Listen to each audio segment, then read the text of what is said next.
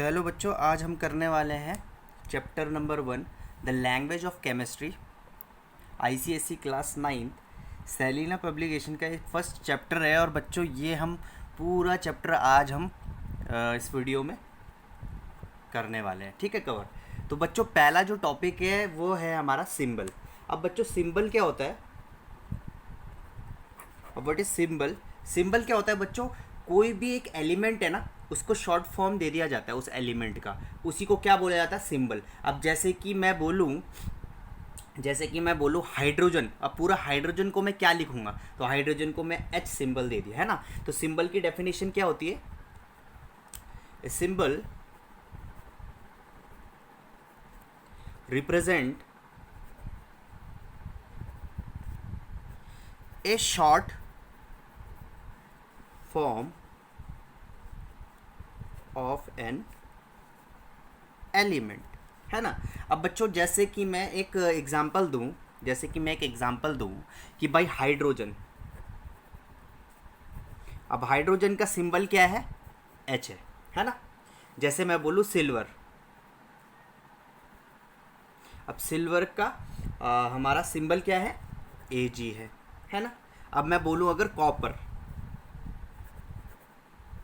अब कॉपर का हमारा सिंबल क्या है? Cu, ठीक है। अगर मैं बोलूं गोल्ड, और गोल्ड का हमारा सिंबल क्या है? Au। तो ये अभी आपको ना पीरियोडिक टेबल में देखना पड़ेगा सारा का सारा कि क्या क्या सिंबल है। तो ये बहुत इजी होता है बच्चों, आप जैसे जैसे इसको पढ़ते रहोगे, अभी जैसे जैसे हम चैप्टर आगे आगे फर्दर ले जाते रहेंगे, आपको ये बहुत ही अच्छे से, बहुत प्यार से समझ में आने वाला है। तो घबराने की ज़रूरत नहीं है कि सर ये क्या सिंबल आपने क्या दे दिया। ये जैसे जैसे आप पढ़ते रहोगे केमिस्ट्री चैप्टर 1 चैप्टर 2, ये सब आपके समझ में आ जाने वाला है कि भाई ये क्या होता है, ये क्या होता है। इसको रटने की ज़रूरत नहीं है बिल्कुल भी, है ना। चलो नेक्स्ट टॉपिक करते हैं हमारा। अब बच्चों हमारा जो सेकंड टॉपिक है वो है बच्चों वैलेंसी। अब बच्चों बहुतों बच्चों को पता होगा कि वैलेंसी क्या है, पर वैलेंसी की पहले एक डेफिनेशन देख लेते हैं। The number of hydrogen atoms which can combine with or displace, है ना, displace one atom of the element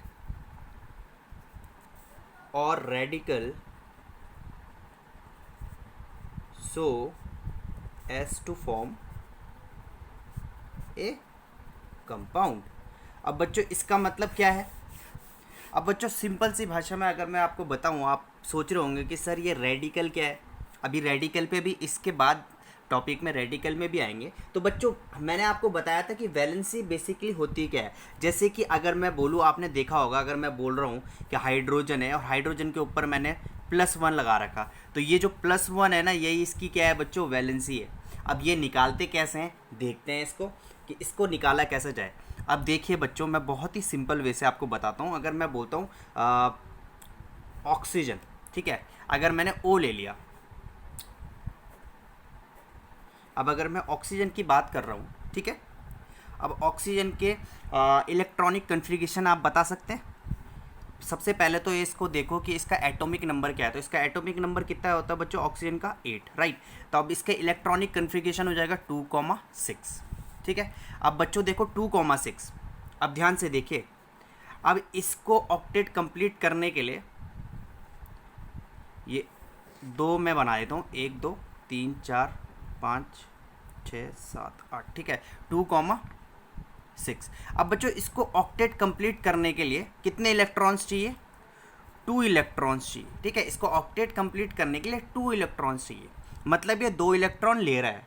और अगर ये ले रहा है, कोई भी चीज़ अगर ये लेता है, तो क्या हो जाने वाला है बच्चों? ये उधार ले रहा है। अगर कोई भी चीज़ इलेक्ट्रॉन ले रहा है तो नेगेटिव आता है, ठीक है, नेगेटिव आएगा। और कितना ले रहा है? 2 ले रहा है, तो ये हो जाएगा बच्चों 2 नेगेटिव। समझ में आ रहा है? तो इसकी जो वैलेंसी हो जाने वाली है ना ऑक्सीजन की, वो हो जाने वाली है 2 नेगेटिव, है ना। तो देखिए कितना इजी हो जाता है ये। वैलेंसी कैसे निकालते हैं किसी भी एटम की। है ना, या किसी भी एलिमेंट की, वो कैसे निकाला जाता है बच्चों, उसके इलेक्ट्रॉनिक कन्फिग्रेशन से, आउटर मोस्ट शेल से ही पता चलता है कि उसकी वैलेंसी कितनी है। ठीक है, ये तो मैंने अभी हाइड्रोजन की निकाली, ओ हाइड्रोजन की भी निकाली 1 पॉजिटिव 1। ठीक है, ये है ऑक्सीजन की। मैं अभी थोड़ा सा और इसको डिटेल में ले जाता हूँ, ठीक है, आपके पास। तो बच्चों अब मुझे नाइट्रोजन, क्लोरीन और सोडियम का वैलेंसी निकालना है। अब देखिए बच्चों, इसके एटॉमिक नंबर हमें पता है, नाइट्रोजन का 7 होता है, क्लोरीन का होता है 17 और सोडियम का होता है 11। ठीक है, अब मैं इसकी वैलेंसी निकालता हूँ। देखो बच्चों, बहुत ही ईजी है वैलेंसी निकालना। सबसे पहले इसको क्या करो, इलेक्ट्रॉनिक कन्फिग्रेशन में लिखो। तो देखो ये होगा 2,5, है ना, 2,5 हो गया। तब अब ध्यान से देखिए बच्चों, इसके जो आउटर मोस्ट शेल में कितने इलेक्ट्रॉन्स है, 5 इलेक्ट्रॉन्स है। इसको फुलफिल करने के लिए, ऑक्टेट कंप्लीट करने के लिए, ठीक है, कितने इलेक्ट्रॉन्स चाहिए बच्चों, 5, 6, 7, 8। इसको 3 इलेक्ट्रॉन्स चाहिए। कितने इलेक्ट्रॉन्स चाहिए इसको, 3 इलेक्ट्रॉन्स चाहिए। ठीक है, अब ये अगर 3 इलेक्ट्रॉन ले रहा है तो बच्चों इस पे वैलेंसी कितनी हो जाने वाली है, 3-। तो देखिए N3- हो जाएगा, तो वैलेंसी इसकी 3- हो जाएगी, -3। ठीक है, अब ऐसी अगर मैं क्लोरीन की बात करूं, तो देखिए क्लोरीन का इलेक्ट्रॉनिक कन्फिग्रेशन हो जाने वाला है 2,8,7। अब इसको कितने इलेक्ट्रॉन्स चाहिए बच्चों, इसको कितने इलेक्ट्रॉन्स चाहिए, इसको चाहिए 1 इलेक्ट्रॉन आउटर मोस्ट शेल को फुलफिल करने के लिए, है ना, पूरा इस इलेक्ट्रॉन को फुलफिल करने के लिए इसको 1 इलेक्ट्रॉन चाहिए। अब ये अगर ले रहा है 1 इलेक्ट्रॉन, तो इसकी जो वैलेंसी हो जाने वाली है वो कितनी हो जाएगी, -1। ये आपको समझ में आ गया, जो भी लेता है तो नेगेटिव में आएगा। अब ध्यान से देखिए, यहाँ पर क्या है, Na सोडियम का। अब इसका लिखता हूँ मैं इलेक्ट्रॉनिक कन्फिग्रेशन 2,8,1। अब ध्यान से देखिए बच्चों, ध्यान से देखिए, अब ये इसके आउटर मोस्ट शेल में कितने इलेक्ट्रॉन है, 1 इलेक्ट्रॉन है। या तो ये 7 इलेक्ट्रॉन ले ले, जो कि बहुत बहुत बहुत इसको मेहनत करनी पड़ेगी, है ना, बहुत ज़्यादा एनर्जी देनी पड़ेगी। तो देखो, या तो ये 7 इलेक्ट्रॉन दे दे, या तो ये एक काम कर सकता है कि 1 इलेक्ट्रॉन ये दे दे। ठीक है, तो सबसे कम मेहनत इसको 1 इलेक्ट्रॉन देने में करनी पड़ेगी, है ना। तो सबसे कम मेहनत इसको 1 इलेक्ट्रॉन देने में लग रही है। तो भाई ये मतलब सबसे कम मेहनत इसको 1 इलेक्ट्रॉन देने में लग रही है, तो भाई ये वही तो करेगा, है ना। तो इलेक्ट्रॉन आपको पता है कि बड़ा कंजूस होता है, तो वो 1 इलेक्ट्रॉन दे देगा। ठीक है, उसको मेहनत कम करनी पड़ रही ना इस पर, तो ये 1 इलेक्ट्रॉन दे देगा। और जब भी कोई एटम, है ना, जब भी कोई 1 इलेक्ट्रॉन देता है, जब भी कोई एटम, है ना, और जब भी कोई इलेक्ट्रॉन, जब भी कोई एक मॉलिक्यूल 1 इलेक्ट्रॉन दे रहा है, तो बच्चों क्या होता है उस केस में, जब ये 1 इलेक्ट्रॉन दे रहा है ना, तो इस केस में क्या हो जाता है, पॉजिटिव होता है वैलेंसी। कितना होता है, पॉजिटिव। अब कितने इलेक्ट्रॉन दे रहा है, 1 इलेक्ट्रॉन दे रहा है, तो जो Na होगा इसका +1 होगी वैलेंसी। तो इतना आपको समझ में आ गया होगा। जब भी कोई देता है, जब आप किसी को देते हो तो पॉजिटिव होगा, और जब आप किसी से लोगे तो नेगेटिव होगा, और कितना लोगे उतना ही नेगेटिव होगा, जितना दोगे उतना ही पॉजिटिव होगा।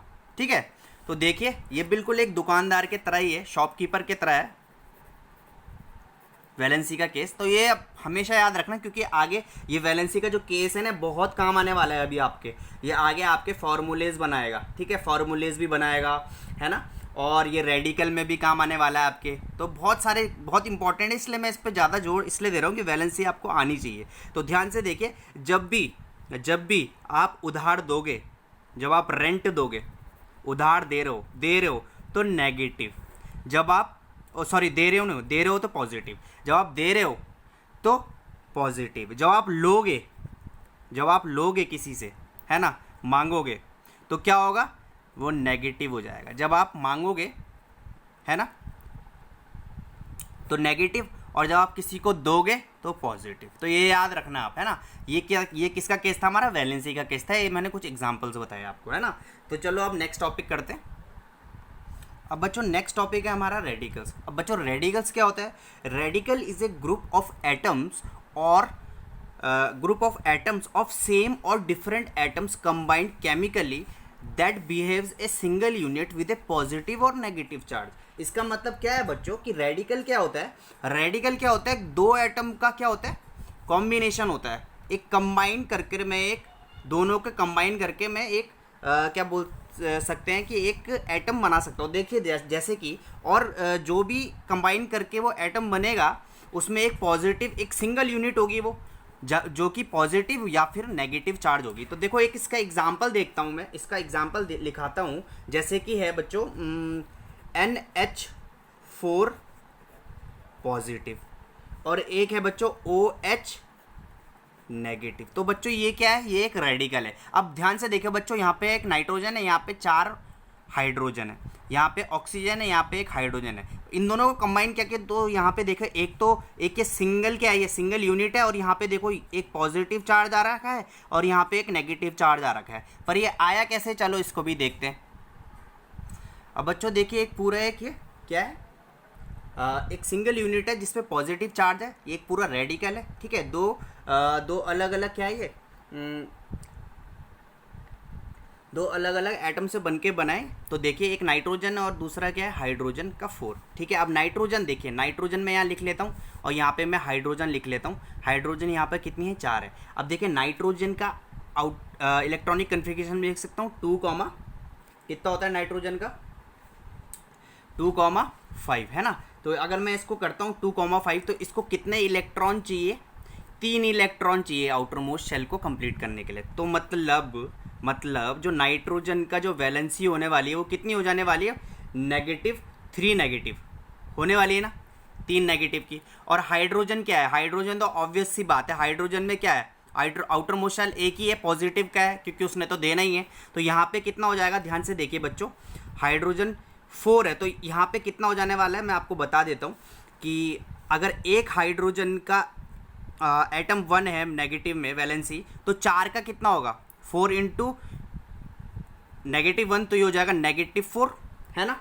अब ध्यान से देखिए -3 है ना, -3 और यहाँ पे हाइड्रोजन का पॉजिटिव था सॉरी, तो ये 4 इंटू +1 होगा +4। अब देखिए यहाँ पे -3 +4 तो देखो कितना हो जाएगा, ये हो जाने वाला है बच्चों, मतलब 4 - 3 अगर करूँगा तो पॉजिटिव नहीं आ रहा, देखो 1 आ रहा है। तो देखिए ऐसे कर ये पॉजिटिव और नेगेटिव मेरा निकल गया, देखो NH4 पॉजिटिव। तो ये एक पूरा रेडिकल है, ठीक है। तो रेडिकल पूरा एक सिंगल यूनिट होता है जिसपे पॉजिटिव और नेगेटिव चार्ज होती है। तो आपको ये समझ में आ गया होगा, इसको याद करने की ज़रूरत नहीं है। अभी देखिए, अभी मैं आपको इसको और डिटेल से बताने वाला हूँ। अब देखिए यहाँ पर है OH, यहाँ पे है OH, ये सिंगल एक एटम है और इस पे ऊपर क्या है नेगेटिव चार्ज है। तो देखिए ऑक्सीजन है, यहाँ हाइड्रोजन है, ऑक्सीजन के outermost shell electronic configuration में अगर करूँ तो 2,6 होती है।